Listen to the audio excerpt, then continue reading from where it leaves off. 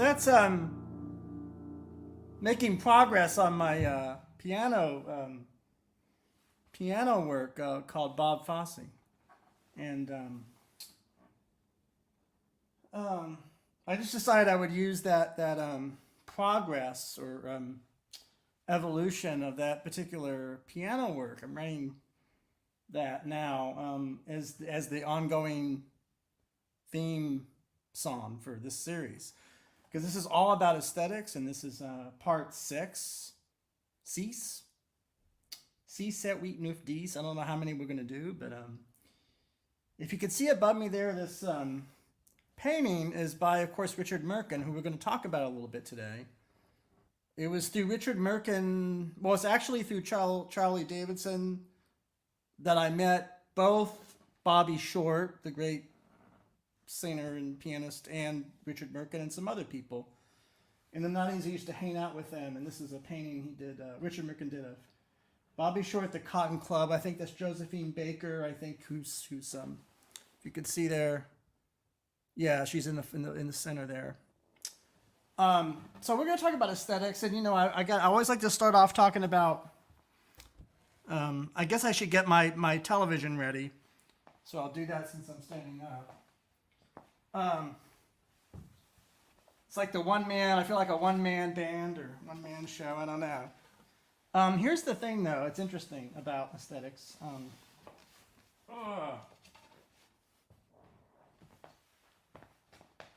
The series, I always start off with little piano playing, right? And I talk about what I'm wearing. Oh, I can see we have some. I was afraid of this. Logistics here.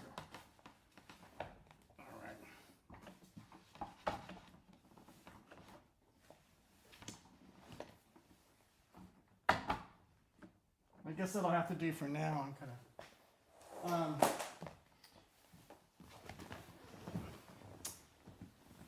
just trying to get organized here. So where are we?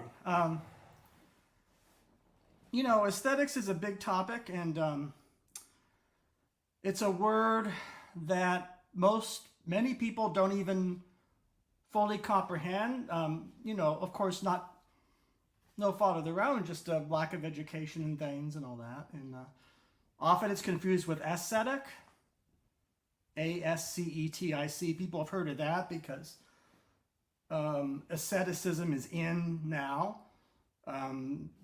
For ideological, philosophical, spiritual reasons, people are against abundance or against excess or materialism, whatever, so they want to be ascetic. So I was trying to explain my podcast to somebody. They said, "Oh, do you mean ascetic?" I said, "No, I'm a maximalist, not a minimalist, actually." Although you don't have to be a maximalist to watch these episodes and learn from them and enjoy them. So it's actually quite the opposite of what some think of as ascetic, and all that. But I don't want to. I only belabor the point because for me, all these things, Beatles and the piano and the painting, are all part of the world of aesthetics, and I, define it rather generously and broadly, influenced by, among others, of course, Camille Paglia, in her definitions, a little bit. Anyhow, you're looking at Leonard Bernstein here. We'll play a little bit some clips. This is a fair use show. So the Copyright Act of 1976 is the right to comment on, educate about, and discuss with things that humans have made, because it's a fair use type show, and we're not here, stealing anything. We're here to very similar to a seminar or a school or a classroom or a stump or a dais, and things like that. We're kind of here at a lectern. So I didn't want to get too much into this, but of course Oscar is coming up in a couple days, and of course Bradley Cooper's Maestro Maestro is one of the decent films. There are many films nominated, but it's one of the good ones that's nominated. And I'm going to talk a little bit about the Beatles because, as you may or may not know, I was born in 1967, and 67 was the year Sgt. Pepper came out. And as I said in my last volume 5, All About Aesthetics, I discussed Richard Poirier. I have a first edition of an essay he wrote in 1967 called Learning from the Beatles. And of course, Richard Poirier created, among many other things, the Library of America, one of the best publishing series in the country for prose. There's a video that I may or may not get to that is narrated by Lewis Henry Gates, the African-American scholar, English critic, teaches at Harvard. I actually socially met him because he knew Charlie Davidson because Charlie Davidson was his tailor, as was my tailor, and I would often, we call him Skip Gates, run to Skip Gates, he'd be doing stuff at PBS, and he'd be saying, hey Mitch, how you doing? And he'd look at ties and things, and anyhow, he of course knew Dick Poirier, of course, because that's a world of literature. And there's a lot of things about Skip Gates that people may not know. They might mostly know his work in genetics or something, or ancestry and things like that. But among many, many other things, he's an Emily Dickinson expert and loves Emily Dickinson. That's just one thing about him. I never got a chance to talk with him about Emily Dickinson, unfortunately. We usually talked about Duke Ellington and jazz because that's what he wanted to talk about. Well, we both wanted to talk about, of course. But Charlie Davidson, of course, ran the Andover shop. I'm wearing an Andover shop sport coat now. This is an in-between cloth. So it's a little bit on the heavy side, fall, winter, but it's sort of in between. You could do it in spring and summer. You can see that the material's not too heavy, but it is sort of in a tweed type. It's not a tweed, but it's a tweed type fabric. And as I said before, when I have clothes made, there's different weights and there's different for different seasons, all seasons. And this was for 2014, and it was at the bottom of a trunk for about a year or so. So it's heavily creased. I haven't pressed it because I wanted to see how it's creased and kind of wrinkled. I like the idea of showing that. And it's of course Charles Davidson, his firm, specializes in semi half custom, made to measure rather than full bespoke, and you can make some choices, but you can't make all the choices. And so I wanted to revisit Sgt. Pepper, not the album. We're not going to actively listen to A Day in the Life, although if we had world enough in time, we could spend all day just on A Day in the Life. But I heard this album as a baby, as a 1-year-old. And when I became a toddler, toddlers crawl, I guess, and that's when I really began choosing my music by records. And I would take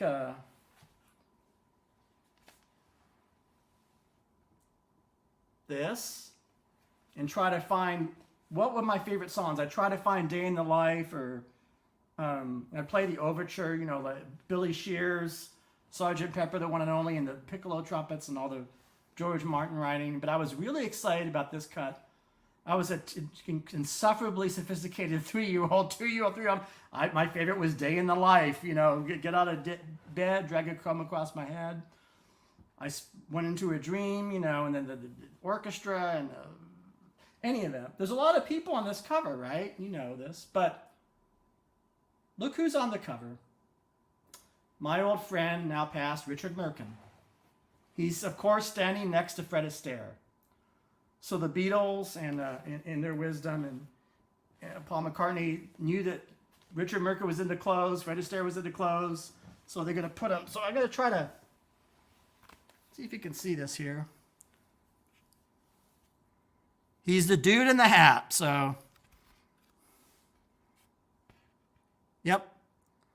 That's Richard Merkin, I guess in his 20s. And there's Fred Astaire next to him, and some other stars, Myrna Loy or Carol Lombard, I don't know, it's just other people. Where am I going with all this? Well, it's all deeply connected. as Lenny will tell us. So, I knew Richard Merckett at the end of his life when he was in his 60s, 60s and 70s. And I first encountered him because he wrote a column for GQ magazine in the 80s. Well, it was just a column about menswear. I think for a good 20 years he had that column, I think. And so I knew his writing. I had him sign. I had this showing these images. This is a New Yorker cover that he signed. Cheers, Richard Merckett. Our Merckett. And as you can see, it's very, very similar in style to that painting, isn't it? He's using, of course, there's the reference to burlesque. There's lingerie and those three women, and there's, of course, that his date is shocked or offended or something, and that's, could be, again, he's dealing, but the main important thing, well, there's many important things about Richard Merckett. He was a RISD teacher. So if you know anybody or yourself went to RISD, Rhode Island School of Design, you might have had him as your painting teacher. I don't know. He's legendary. Henry Hornstein discussed him on our show because, of course, they were close. So I thought it'd be interesting to show you Richard Merckett on the cover of Sgt. Pepper. When I knew Richard Merckett, I had no idea. I had forgotten that he was on the cover.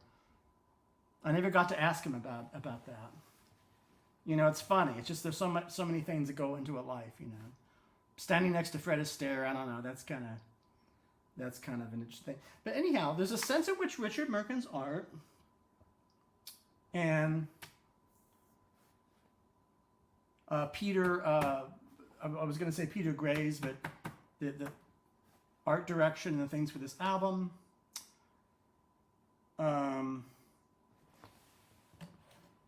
I think this is only on a 5-minute, 10-minute. What was I saying? Yeah, art direction. They're all, and this is the case even if the creators hate the word and reject it, they're all postmodern. All of this. Even though some of the work is done by modernists, And the way I'm defining the term, because it's eclectic, because it embraces popularity. The Beatles were big. They were popular. They were like, maybe the Taylor Swift of their time, or I guess, I don't know, or just, they were huge. And so they were best-selling. And so, it's interesting to think about that. And Richard Merckett is dealing with popular imagery and iconography in his art from when? Well, from much of the early 20th century. So the 1930s, the Cotton Club, right? That was the 30s. The Harlem Renaissance. Bobby Short sings Cole Porter and George Gershwin. I have all my signed George Gershwin scores and all my signed Cole Porter scores behind me. That's one era. That's the era of the, 1920s, 1930s, 1940s, sort of through the 50s. That's one identifiable era, and Richard Merckett's work is retro, nostalgic in part of those, the golden age, Hollywood, Robert Osborne, TCM, it's all part of the same thing. Now the Beatles come in, and the Beatles are making a nod to that. After all, they're putting classic movie stars and all kinds of politicians and people on their Sgt. Pepper cover, right? As we can see. See, that's very postmodern itself to have that kind of collage effect and sort of, it's a very postmodern move. So, for example, a postmodern figural sculpture or painting would have Muhammad Ali next to Margaret Mead or something, or next to Julia Child, just because they were both famous in what they did, not necessarily any deep connection. Or they would put they'd put like a sports star, Joe Namath. So a postmodern modernist painter would like to do a painting of Joe Namath talking about the deodorant he uses next to, what's incongruous with Joe Namath? I don't know.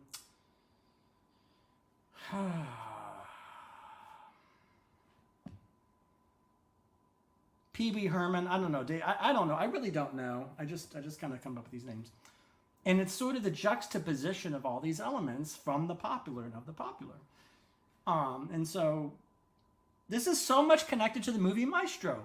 We're going to find out how. So in this one little clip, Bernstein talks about his love of the Beatles. His kids love the Beatles, right?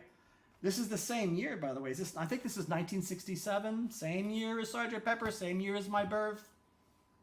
It's all connected. Leonard Bernstein, what was he a part of aside from his conducting? Well, he was a part of that golden era I just mentioned. He wrote music that harmonically was, and he says in this very clip, he'll say this. He doesn't say I did this, but I'll demonstrate it. West Side Story, of course, has many very somber classical elements, but it's also got bebop in it, it's got jazz, and Leonard Bernstein worked with Betty Comden and Adolph Green, who I'm going to talk about. Going to play a clip of them. That's that world. That's the world, and sort of Bernstein is in between. So if you have like Cole Porter and George Gershwin, that's more 30s, sort of 30s, 40s. You have this thing in the 50s, 60s, and that's where he fits in.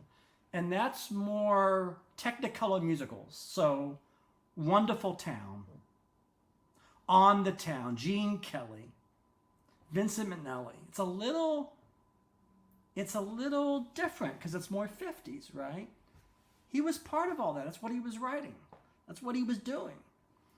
And so when Leonard Bernstein grapples with the Beatles, he's aware that the Beatles are a complete revolution in manners and arts and mores. But it gets even more complex. There's even a little bit of irony in here because, as we will find out, or we could find out if we were thinking about it further, the Beatles themselves, what were they into? They learned a lot of their musical craft from those very same composers. And growing up in Liverpool, they listened to Irving Berlin, Jerome Kern, Cole Porter on the radio, and were as much influenced by those more jazz-oriented Broadway-type songwriters as they were folk music and English music hall, Jack Buchanan. And so it's the eclecticism, it's the mixture of all the things. Anyhow, I've talked for too long, just get excited about this stuff. So Leonard Bernstein, let's see what he has to say. He's going to analyze the songs. He's going to talk about the thing here. And we're back again safely in the old 4-beat. Now, the point I want to make is that such oddities as this are not just tricks or show-off devices. In terms of pop music's basic English, so to speak, they are real inventions. And it's not only the Beatles who make these inventions. For instance, pop generation has rejected that old chromatic sound as too sophisticated. The sound of an older, slicker generation. The old-fashioned sound of the cocktail lounge. Here we go. This new music is much... The chromatic sound is what they gave up. That's the sound that he did in his music. He actually did it in his classical music. So if you listen to Age of Anxiety, his wonderful piano concerto, or if you even listen to his Mass, you hear that cocktail, that's one form of it, sort of pop form, that chromaticism. And so Bernstein is saying the Beatles come in and say, let's go back to the plain, unadorned triad. And I think ever since in almost practically every style of music, the triad has been Kane. It's been triadic, not just rock and not just, but it's certainly folk rock, singer-songwriter, all the hits of the day. And that's interesting. It's interesting.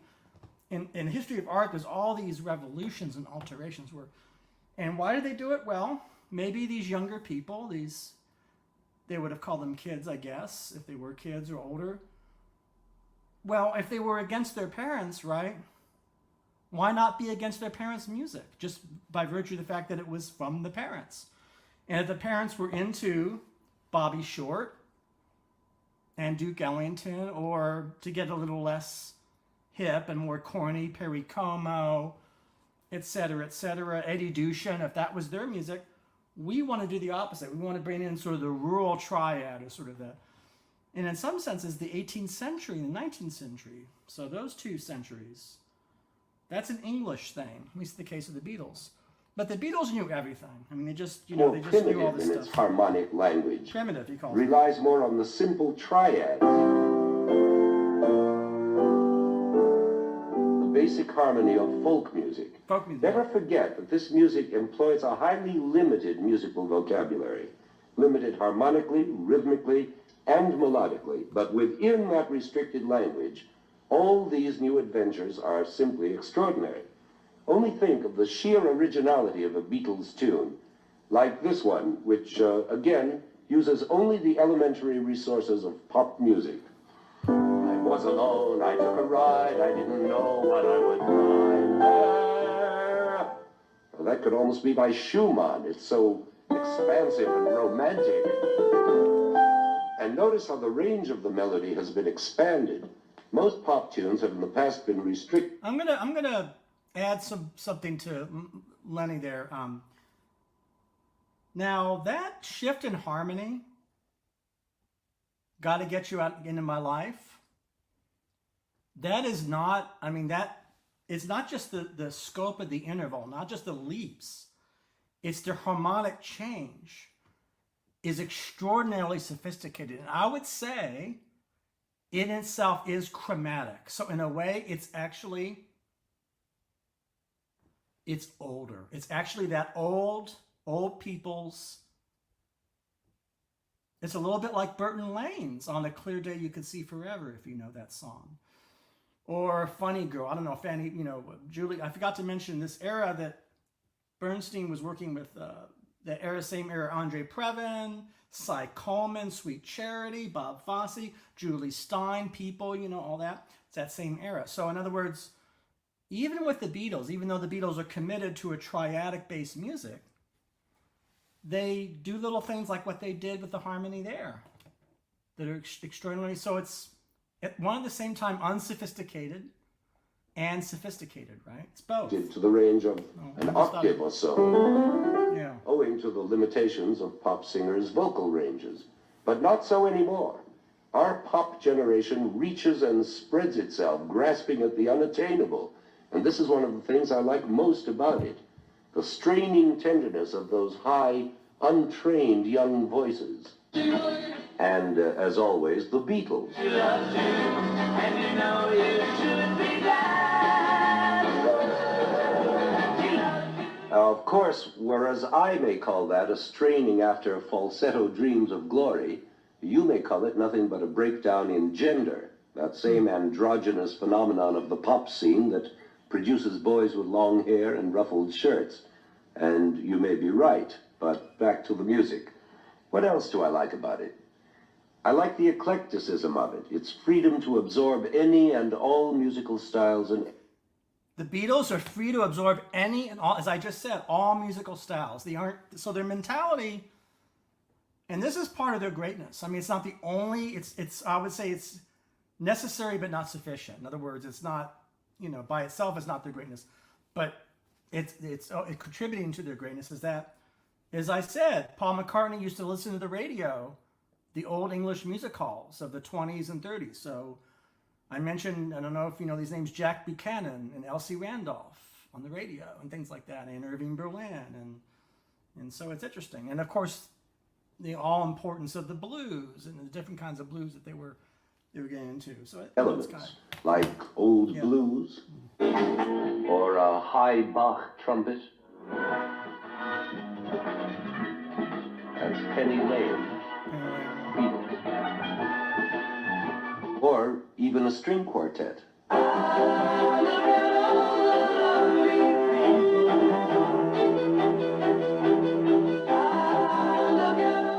Curious. Then I like the international and interracial way it ranges over the world, borrowing from the ragas of Hindu music.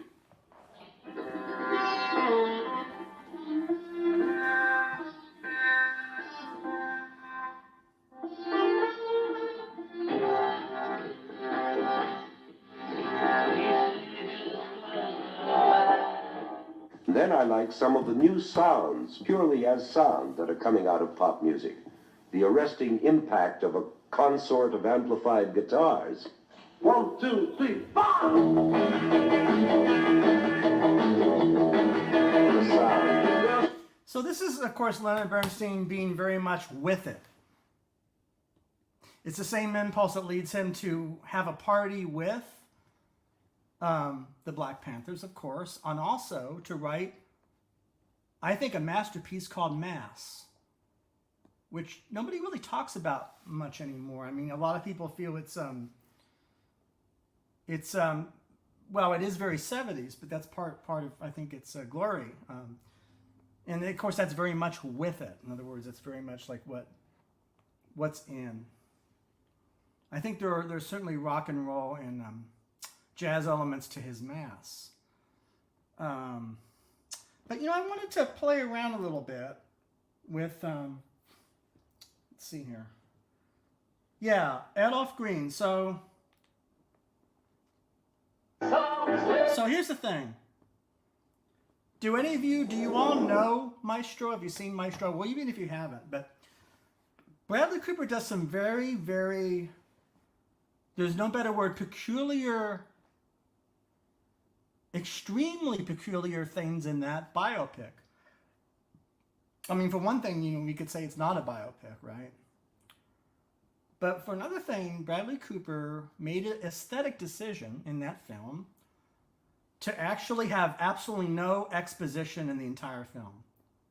Nothing is explained. So you're presented information on individual scenes. This part is very Brechtian, like Bertolt Brecht. So you have the scene where the couple argue, and then you have the scene where Bernstein is dancing to Tears for Fears or Modern English, at the end of his life in the disco in the early 80s. I think it's one of those bands, Tears for Fears. I don't know. Somebody will correct me, one of those 80s things.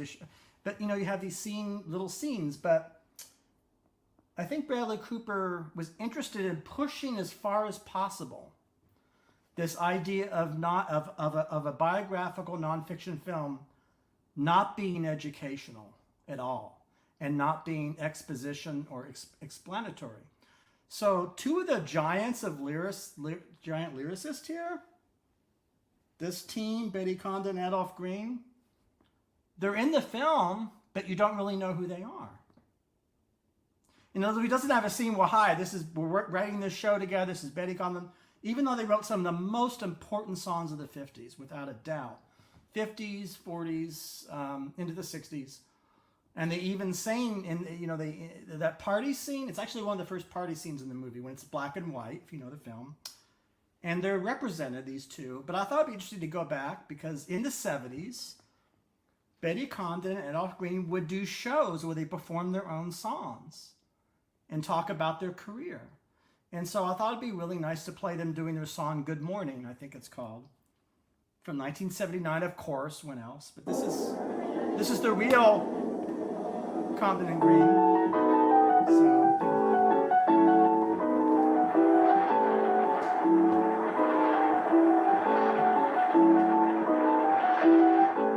Good morning to the sun, good morning to the hills, good morning to the chickies and the hens. So good morning to the cows, good morning to the roosters, good morning to the piggies in the pen.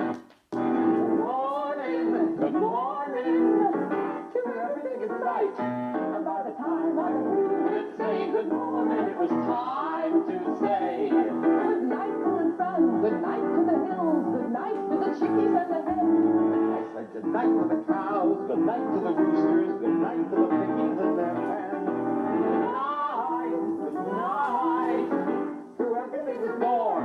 And by the time I could say good night, it was time to say good morning to the sun, good morning to the hills, good morning to the chickies and the hens. I said good morning to the cows, good morning to the roosters, good morning to the piggies in their pens. Good morning to everything that's right. And by the time I got through saying good morning, it was time to say good night to the sun, good night to the hills, good night to the chickies and the hens. I said good night to the cows, good night to the roosters, good night to the piggies in their pens. Good night to everything that's born. And by the time I got through saying good night,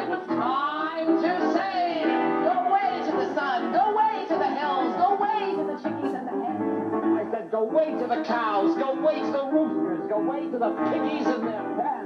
Go way, go way, go lie there in a heap, because I'm tired of saying good night and good morning, and I've got to get some sleep.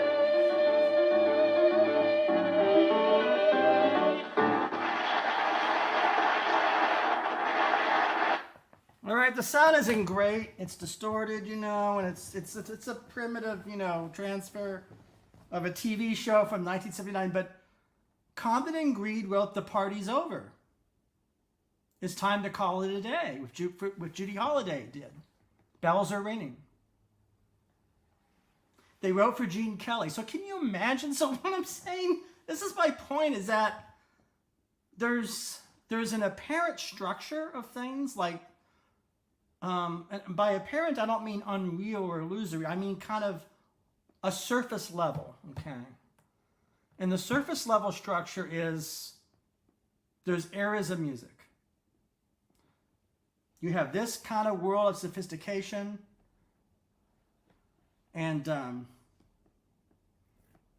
I don't know. Let's see, sophistication, class.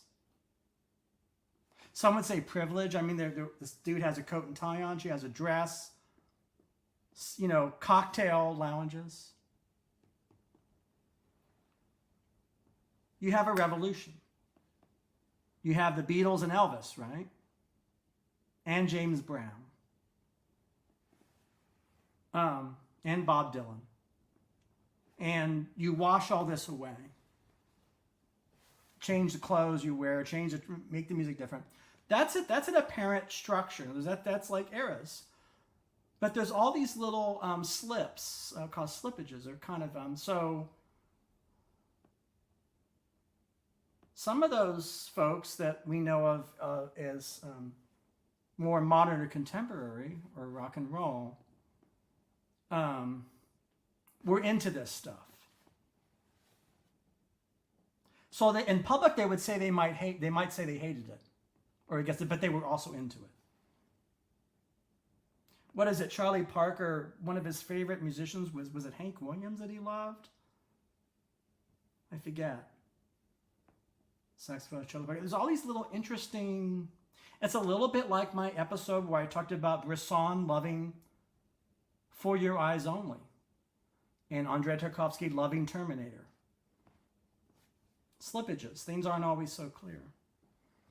And that's kind of under the apparent. That's sort of a little beneath the apparent. So I thought it'd be fun to, I don't know if I'm going to play any more video. I think that's enough video for now. But I just thought it'd be great for those of you that have seen Maestro to see the real people that they're talking about in the film, you know? Seeing them do their own songs. I mean, there's a very long running sort of discussion of singers, of non-singers singing their own material. It's a very vexed situation. Because some of them can't carry a tune, if they're lyricists, that is. Even some of the composers can't necessarily carry a tune. So I've been really privileged, so enormously privileged over the years. My God. I saw this show, by the way. I saw them. But I also got to see or hear some of these lyricists do just that. So I saw Johnny Green sing Body and Soul. I think he was 80 years old. Just a piano. And I was very, very privileged to get to see twice, not once, Sammy Cahn sing his stuff. Now, Sammy Cahn was a showman. And he would sing High Hopes, and he'd make a joke about, I'm not as good as Frank Sinatra when I wrote High Hopes for Frank Sinatra, but here it goes. And everybody brought the house down. There's a kind of an interesting, it's interesting because Sammy Cahn was, of course, not a great singer. These two here aren't the best singers. And, of course, some would say that it's about the fact that it's their creation, it's their lyrics, you know, that's important. And I just think it's interesting, you know, and I think, you know, to get, so hearing Johnny Green sing Body and Soul, Sammy Kahn does the high hopes thing, does all that. You know, when you have cultural experiences like that, a lot of this podcast, these episodes could be about what I glean from these experiences. So Johnny Green sang Body and Soul, very, my heart is so sad and lonely. That tempo like that. It's like, you know, some serious business, you know. And Sammy Kahn liked to do dances and do things, be a showman. But it's kind of interesting to think about how one era will come. Anyhow, sometimes cultures and sensibilities meet each other. They don't necessarily clash. They might clash, but they meet each other. And so I thought it'd be interesting. Here we go. See what we got here? Parties in Review. 1967. Same damn year. Sgt. Pepper and Richard Poirier on the Beatles. So it'll be fun to read a little bit of. Now, Richard Poirier is an Emersonian English theorist, literary critic. And I'm going to just read, it's just exciting to read because read at the time. See what he has to say here. Got to get out my glasses for this one. All right.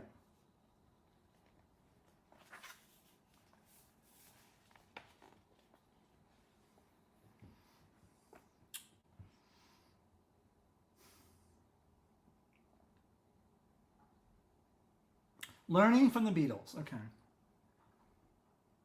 Has anyone been able to completely ignore Sgt. Pepper's Lonely Hearts Club Band? Probably not. But the very fact of its immense popularity with people of every age and persuasion is almost a guarantee of its not receiving the demanding critical attention that it calls for. It isn't enough to say that it is the latest and most remarkable of the 13 albums composed and performed by the Beatles since 1964. Some such claim could have been made for each album when it appeared. Sgt. Pepper isn't in the line of continuous development. Rather, it is an eruption. It is an astounding accomplishment for which no one could have been wholly prepared, and it therefore substantially enlarges and modifies all the work that preceded it. It sends us back to the earlier Beatles, not for confirmation of the fact that they have always been the best group of their kind. Rather, we listen for these gestations of genius that have now come to fruition. And the evidence is there in each album, which, while being unmistakably theirs, is nonetheless full of exploratory peculiarities not heard on the others. In the way the release even of a single can set off a new surge of energy in their many imitators, in a self-delighting inventiveness that has gradually exceeded the sheer physical capacities even of four such brilliant musicians. The consequent necessity for expanded orchestral and electronic support reached the point where the Sgt. Pepper album had to be wholly conceived in studio with as many as 48 instruments. Meanwhile, still in their mid-20s, they made 2 movies, Hard Day's Night and Help, which are in spots as good as the Marx Brothers. And their most talented member, John Lennon, has written 2 books of Joycean, that's James Joycean, verbal play that suggests why no one is ever in danger of reading too much into their lyrics of their songs. Interesting.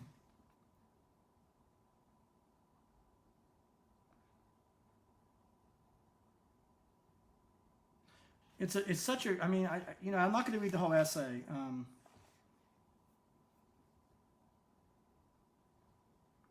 Like Bernstein talks about how they're elusive, so all you need is love and baby you're a rich man are broadly elusive. A-L-L, not E-L, elusive.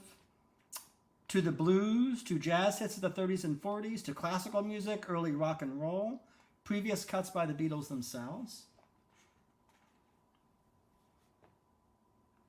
Most good groups offer something of this kind, like The Who, with that brilliant drummer Keith Moon, in songs like Don't Look Away, and So Sad About Us. Moon, working with the composer guitarist Pete Townsend, calls forth a complicated response in a manner nicely described in Crawdaddy by John Landau, one of the best. Again, it goes on, talks about The Who and, you know, Rolling Stones, even mentions the Bee Gees.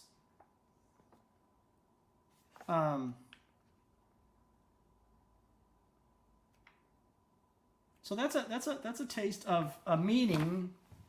It's a meeting of the world of Richard Poirier and the world of the Beatles or rock and roll in '67.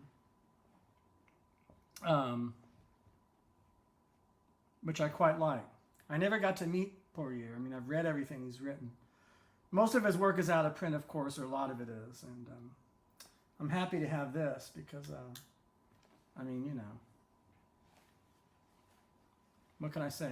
So I want to maybe reflect a little bit to conclude. These are all, you know, examples of aesthetic objects that have volume and mass. I mean, this takes up space and it opens up, right? And it has volume and mass.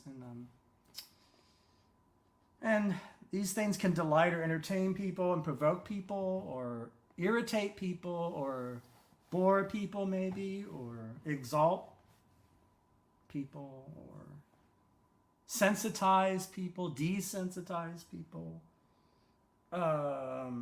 connect people, alienate people. I mean, there's all these possibilities coming out of these discrete aesthetic objects in space with volume and mass. And I've just been really fortunate, I think, to experience some aspects of this era and previous eras. And so I can come here now and say, well, this is what I think, this is what I've seen. These things, all of them are aesthetic, and it, you know, it just sees the connections between things. And last but not least, my friend Madam B, who has been on our show, I'll leave you with this anecdote. She informed me, hi, if you're out there, that when she went to the Louis Vuitton Mark Rothko exhibit in France, they just finished up Mark Rothko. I think it's a foundation there, there's a gallery. And she went to see the last, I think one of the last days. And guess who was in a group? This is even more, this is crazy. They weren't there in private, they were in a group. She said to the side there was Paul McCartney, Ringo Starr, and Barbara Bach is part of some sort of group to look at Mark Rothko. And I said to her, you got to see spot celebrities, Paul McCartney, Ringo Starr. This was just last week, I think, a few days ago. Barbara Bach. And I said to myself, I said to her, I said, you know, they probably were close to Mark Rothko. I mean, personally. He was probably a friend of theirs, most likely, you know. So there's an interesting thing to think that they are fans of Mark Rothko going to the exhibit, all three of them. And so things do connect sometimes. And I look forward to this month doing more shows and let's see. And so some surprises. I don't know what my next episode in this series will be. But whatever it'll be, it'll be, hopefully will not be boring. So have a great weekend. Thank you.